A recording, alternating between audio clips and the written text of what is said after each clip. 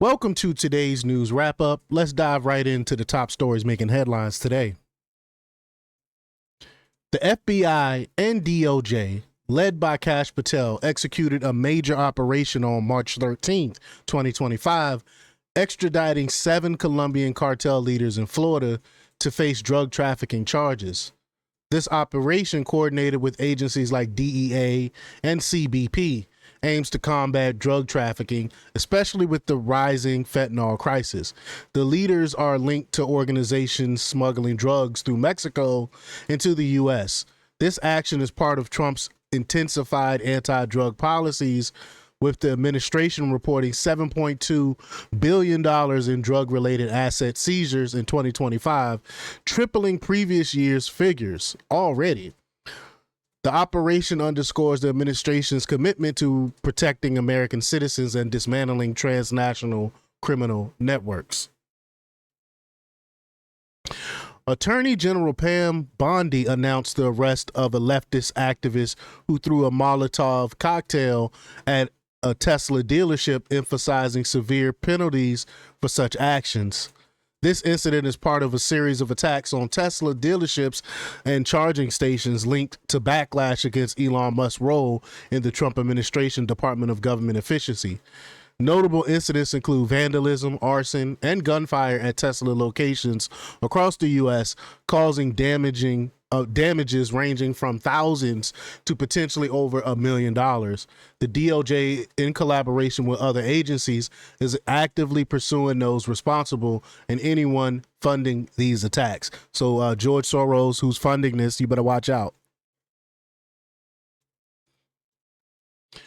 President Trump mocked Chuck Schumer after Schumer announced he would not filibuster and would vote for cloture on the Republican continuing resolution to keep the federal government open. Schumer expressed that allowing Trump more power through a shutdown was a worse option. Trump congratulated Schumer on Truth Social for making, quote, a really good and smart move. Additionally, Rep. Alexandria Ocasio-Cortez criticized Schumer's decision, fueling speculation of a potential primary challenge against him. James Carville, a Democratic strategist, urged party donors in San Francisco to avoid, quote, stunts against President Trump, emphasizing the need for dignity and determination. He criticized Democrats' behavior during Trump's congressional address, where Rep. Al Green interrupted the speech and lawmakers held up signs. Carville believes the party should act as if the country is in a grave situation and avoid making a spectacle of themselves. He also mentioned that donors often pressure Democrats to take action against Trump, but he stressed the importance of maintaining a serious and respectful approach. We know this is all falling on deaf ears when it concerns the Democratic Party. EPA Administrator Lee Zeldin discussed the agency's efforts to roll back Biden-era regulations aiming to boost the economy while maintaining environmental protection. He highlighted the termination of $20 billion in climate grants awarded to Democratic-aligned NGOs, citing concerns over fraud and mismanagement.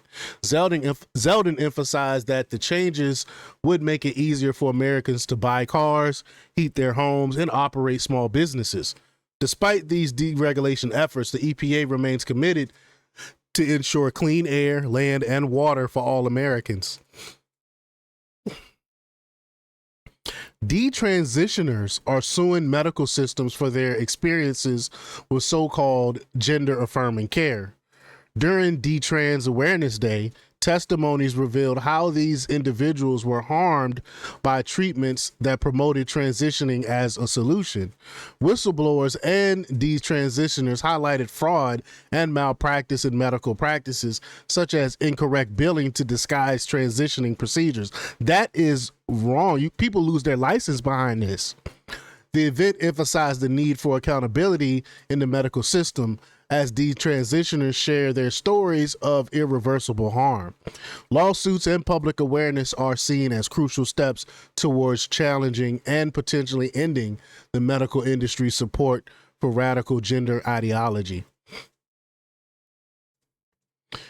Defense Secretary Pete Hegseth has ordered a complete overhaul of the Office of Net Assessment within the Pentagon. The decision aims to realign the department's resources with its strategic priorities while ensuring accountability and efficiency. The overhaul follows criticism that the ONA has financial ties to Stephen Halper, who was involved in the Russia collusion investigation. We all remember that. And if y'all follow me on my old channel, y'all know that name sounds familiar. Hegseth's memo directs the reassignment of civilian employees to other critical positions and the termination of all ONA-related contracts. Senator Chuck Grassley praised the move, highlighting it as a step towards eliminating waste and abuse of taxpayer dollars.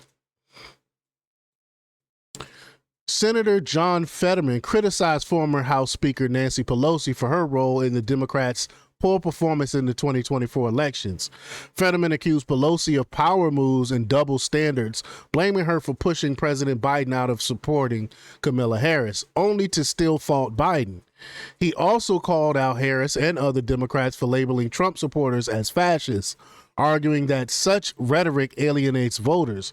Fetterman's comments have added to an ongoing internal conflicts within the Democratic Party, with members blaming each other for their losses in the House, Senate, and presidential race.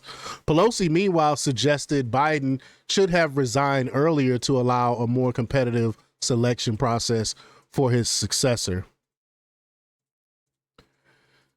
CNN is accused of destroying the only known copy of a 2016 video showing Sean Diddy Combs allegedly beating Cassie in a Los Angeles hotel hallway. The network reportedly altered the footage by covering the timestamp, changing the video sequence, and speeding it up, making it inadmissible in court. This action occurred despite CNN's awareness of an ongoing federal investigation into Diddy. The Intercontinental Hotel where the incident took place has since closed, and no other video of the event exists. The defense team is expected to argue for the video's exclusion from Diddy's upcoming trial due to alterations. Everett Kelly, the national president of the American Federation of Government Employees, claims that President Trump administration is spreading, quote, misinformation about government waste. Are you serious? We got all the receipts and they're saying it's misinformation. But he argues that the federal workforce has not grown since the 1970s, despite a significant increase in the population. That's another lie. We know that the government has grown. Are you serious? All these new departments and all these other things going on, the hirings and stuff. This is just outright false, what he's stating. But Kelly criticized efforts by Trump, Elon Musk, and the Department of Government Efficiency to cut federal spending and jobs, labeling them as cruel and disrespectful. Are you serious? He emphasized that veterans who have transitioned to civil service roles should not have to justify their job duties. Kelly has been a vocal opponent of Musk's influence over government operations. Lastly, an investigation by the Trump administration into past U.S. immigration and past U.S. immigration and customs enforcement data revealed that statistics under former President Joe Biden were falsified to downplay the border crisis. Of course they were. Of course we know those numbers were false. But acting ICE Director Todd Lyon stated that many cases classified as arrests during Biden's tenure were merely individuals processed and then released. In contrast, the Trump administration has intensified ICE enforcement, achieving a high number of arrests in a short period.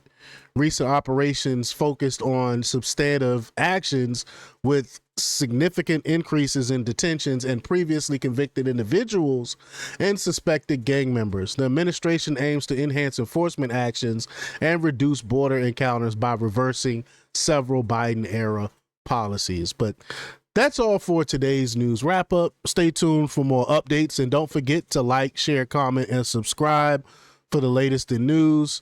Until next time, peace.